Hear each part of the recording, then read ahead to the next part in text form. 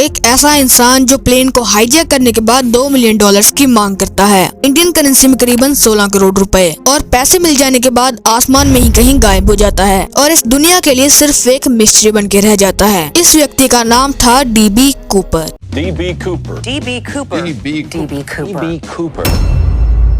तो ये बात है 24 नवंबर 1971 की, जब अमेरिका की north west Orient flight Portland शहर से सिएटल शहर जा रही थी, जो कि आधे घंटे की एक नॉर्मल फ्लाइट थी, जिसमें कूपर 36 पैसेंजर्स के बीच फॉर्मल सूट पहनकर लास्ट सीट पर बैठा हुआ है। फ्लाइट टेक ऑफ होने के बाद कूपर अपना इंट्रो देता है एक एयर होस्टेस को, जिनका नाम था फ्लोरेंस शाफनर। कूपर शाफनर को एक नोट देता है जिसमें क्लियरली लिखा था, miss I have a bomb in my brief case. पहले तो होस्टेस को यकीन नहीं होता, लेकिन बाद में कूपर अपना ब्रीफ केस खोल कर दिखाता है, जिसमें एक बैटरी और रेड कलर की सिलेंड्रिकल शेप्स थी, जिन्हें देखकर होस्टेस का शक क्लियर हो जाता है। फ्लोरेंस शाफनर ये बात अपने साथ वाली एयर होस्टेस टीना मकलो को भी बता देती है, लेकिन ये दोनों ही होस्टेस इस डेंजरस सिचुएशन में भी बिल्कुल काम रहती हैं और किसी भी पैसेंजर तक ये बात नहीं पहुंचने देती, क्योंकि अगर ये बात फैल जाती तो फ्लाइट में तहलका मच जाता। कूपर अपने डिमांड्स होस्टेस को बता देता है कि उसे $2 मिलियन और यहाँ से बाहर निकलने के लिए पैराशूट चाहिए। शाफनर पायलट्स के पास जाकर कूपर की सारी डिमांड्स बता देती हैं और फिर ये बात एयर ट्रैफिक कंट्रोलर से होते हुए एयरलाइन के प्रेसिडेंट डोनाल्ड नायरॉब तक पहुंच जाती है। प्रेसिडेंट कूपर की सारी डिमांड्स मान लेने का फैसला करते हैं और इस डिसीजन को लेने के पीछे कारण था एयरलाइन की इज्जत, क्योंकि अगर ये बात फैल जाती तो इसका सीधा असर पड़ता उनकी कंपनी की एयरलाइन पर। इसलिए प्रेसिडेंट को ये डिसीजन लेना पड़ता है। पैसों की अरेंजमेंट के लिए डोनाल्ड FBI के साथ सिएटल शहर की एक बैंक से बात करते हैं। दरअसल बैंक के पास ऐसे सिचुएशंस के लिए अमाउंट पड़ा था, लेकिन यहाँ एक प्रॉब्लम आ जाती है। फ्लाइट थी सिर्फ आधे घंटे की और पैसों को अरेंज करने के लिए थोड़ा टाइम चाहिए था, इसलिए पायलट्स को कहा गया कि आप प्लेन ऊपर ही गोल गोल घुमाते रहिए, और पायलट्स ऐसा ही करते हैं। पैसेंजर्स को शक न हो इसलिए पायलट्स पैसेंजर्स को कह देते हैं कि प्लेन में एक छोटी सी टेक्निकल प्रॉब्लम आ गई है, इसलिए इतना वक्त लग रहा है, और ऐसे ही ये आधे घंटे की फ्लाइट 3 घंटे की बन जाती है। पैसों के अरेंजमेंट होने के बाद प्लेन को लैंड करवाया जाता है। सभी पैसेंजर्स प्लेन से उतर जाते हैं और कूपर तक सीक्रेटली पैसे और पैराशूट पहुंचा दिए जाते हैं। प्लेन फिर से टेक ऑफ करता है और अब की बार प्लेन में सिर्फ पायलट, होस्टेस और कूपर थे। कूपर पायलट से कहता है प्लेन को सिएटल शहर से मैक्सिको सिटी ले चलो और जितना स्लो हो सके प्लेन की स्पीड उतनी ही स्लो रखना। उस समय के प्लेन्स में एक खास बात थी कि उनके पीछे वाले हिस्से में बाहर जाने के लिए सीढ़ियाँ होती थी। रास्ते में जैसे ही जंगली इलाका शुरू होता है तभी कूपर पैसों का बैग और पैराशूट पहनकर प्लेन से जंप कर देता है। कूपर जहाँ जंप करता है वहाँ बहुत समय तक सर्च ऑपरेशन चलाया जाता है, लेकिन कूपर का कोई नामो निशान नहीं मिलता। इस घटना को लगभग 50 साल हो चुके हैं, लेकिन DB कूपर सिर्फ एक मिस्ट्री बन गया है। इसके आगे क्या होता है वो बहुत इंटरेस्टिंग है, लेकिन अगर आपको वो वीडियो चाहिए तो कमेंट कर दो पार्ट 2।